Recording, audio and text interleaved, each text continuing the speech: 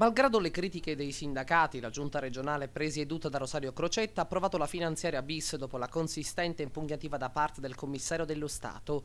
La giunta si è riunita a tarda serata dopo che Bianchi e Crocetta hanno illustrato i tagli ai sindacati. Una manovra da circa 300 milioni di euro destinata a pagare gli stipendi agli oltre 26.000 forestali e personale di enti pubblici.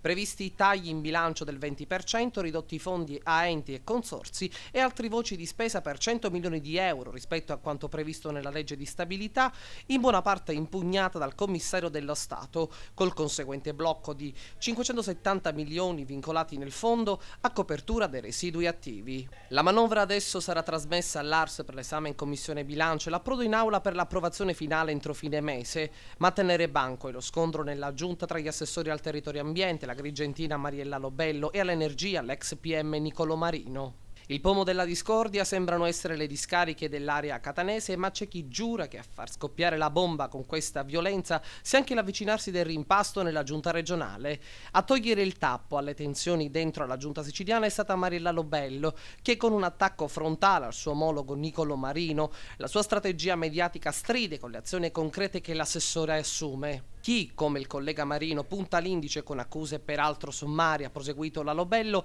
agisce probabilmente solo per creare una cortina di fumo a copertura delle proprie azioni.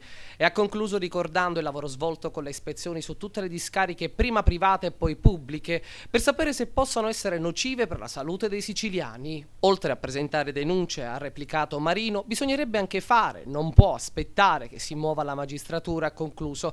Non bisogna cercare capri espiatori per coprire una situazione che non va.